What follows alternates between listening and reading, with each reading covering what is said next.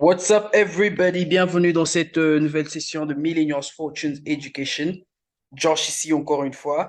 Et aujourd'hui, vendredi, le 14 juillet, nous allons littéralement faire une récapitulation de la semaine. OK? Et bien sûr, voir tout ce qui s'est produit le long de la semaine.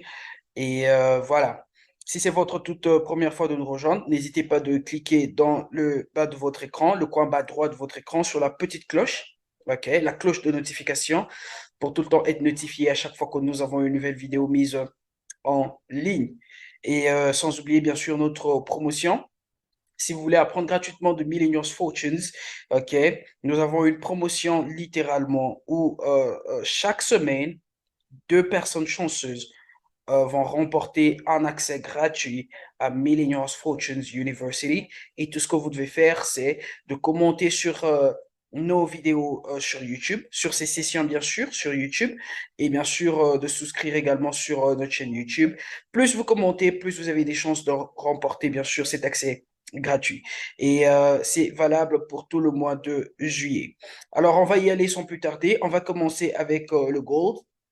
Alors, si vous faites partie de notre groupe, on a bien sûr parlé du dollar américain qui, bien sûr, présente une grande faiblesse et ce qui explique pourquoi le gold est en train d'aller agressivement à la hausse. OK? Donc, il se peut que ce mouvement haussier continue. Il se peut que le gold continue, OK, son mouvement haussier comme il est en train de le faire là. OK? Et qu'est-ce qui va se passer? On est en train d'avoir une petite correction. Là, je suis sur le H1, OK? On est en train d'avoir une petite correction qui est en train de se développer là, OK? Alors, à ce niveau, vous allez remarquer qu'il y a quasiment une zone. Nous avons cette zone de résistance, OK? Donc, il se peut que le prix, bien sûr, rejette cette zone. Vous voyez, le prix, il est presque sur cette zone, OK? De par cette correction qui est en train de se former, il se peut que le prix reparte un tout petit peu à la baisse et puis reviennent là. Là, c'est une première probabilité. Une seconde probabilité, est-ce que le prix peut revenir, tester cette zone, la briser, OK? Si le prix brise cette zone de résistance, on va juste attendre avoir un retest et puis aller à la hausse, OK? Là, c'est une seconde probabilité sur le gold.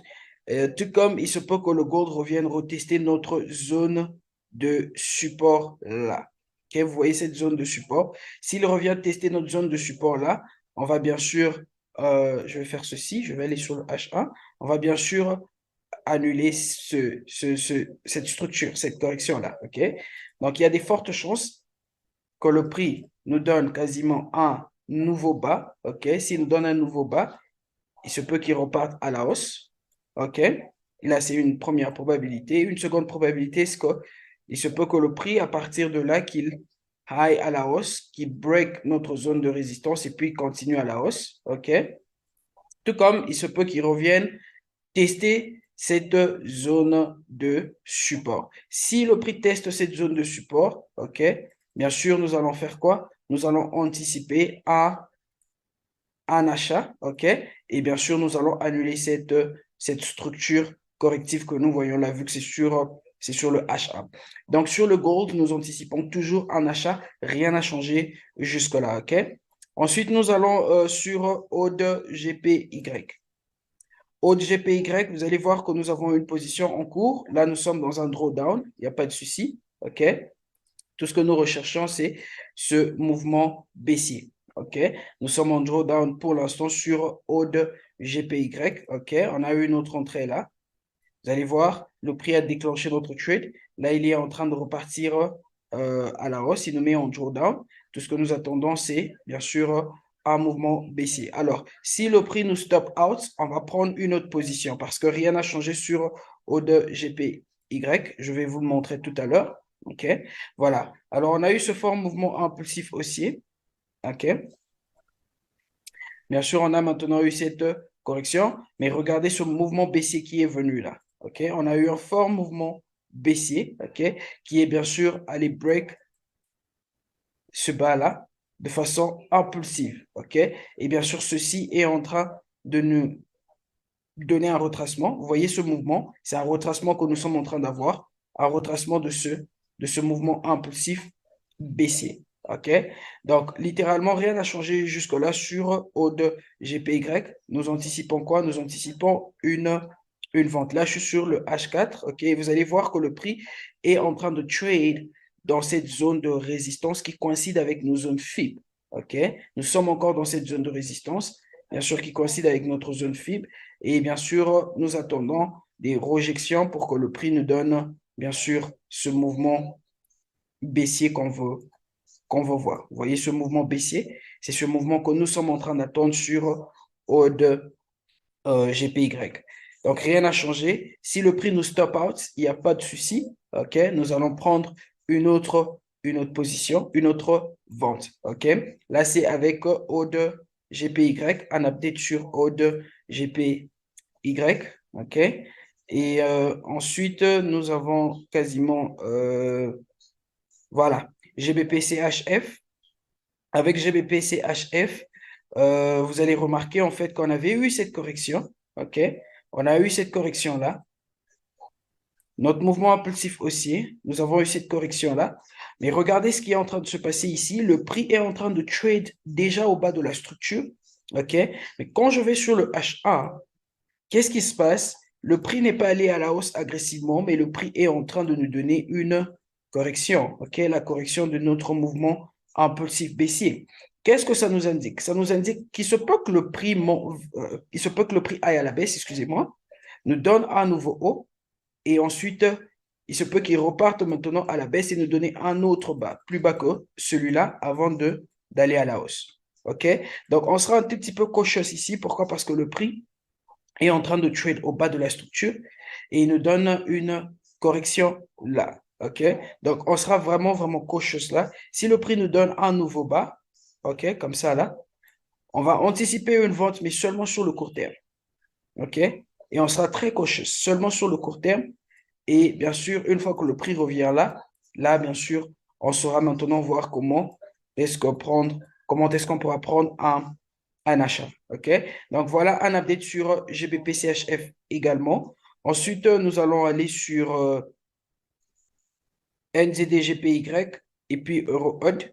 NZD-GPY, il a fait exactement ce qu'on voulait voir. Le prix est revenu dans nos zones faibles, comme vous le voyez là. Le prix est revenu dans nos zones faibles et il est reparti à la hausse. Alors, ceci-là peut être un début d'une correction. OK? Parce que nous avons eu notre mouvement impulsif haussier là. OK? On a notre première vague, notre seconde vague. On ne sait pas jusqu'où cette vague va aller. Mais, OK, il se peut que nous ayons une troisième vague, OK, qui va maintenant nous donner cette correction complète. Vous voyez, voilà, cette correction complète. Et bien sûr, on pourra anticiper un achat. Donc, sur NZD GPY, rien n'a changé jusque-là. OK? Il se peut que nous ayons cette première probabilité-là qui est une correction. Et cette seconde probabilité que nous voyons là, c'est qu'à partir d'ici, vous voyez, le prix est allé à la hausse de façon agressive.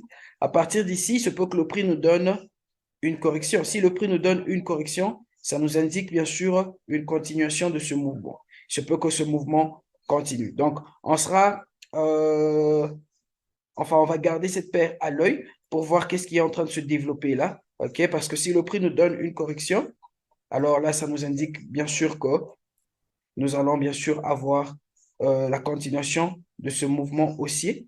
OK? Et voilà. Voilà avec NZD GPY. Ensuite, EuroHUD. OK? Sur EuroHUD, pour finir, OK? Vous allez remarquer que là, nous avons bien sûr une correction. Très simple. OK? Un mouvement très simple. On a eu ce mouvement haussier. OK? Nous avons bien sûr cette correction-là. Mais vous allez remarquer en fait que là, le prix n'est pas allé nous donner un nouveau bas. Je vais mettre une ligne là pour que ça soit un tout petit peu clair. Voilà. Vous allez voir en fait que le prix ne nous a pas donné un nouveau bas, le bas qu'on voulait voir. Le prix est arrivé au niveau de ce bas-là et il a rejeté. Alors, qu'est-ce qui se passe ici? Il se peut que le prix reparte à la hausse. Si le prix repart à la hausse directement, à partir de là, il n'y a pas de souci, on n'a pas eu de trade. Mais si le prix nous donne quasiment un mouvement baissier qui va nous donner un nouveau bas, et il se peut qu'il rentre bien sûr dans cette zone faible, ok?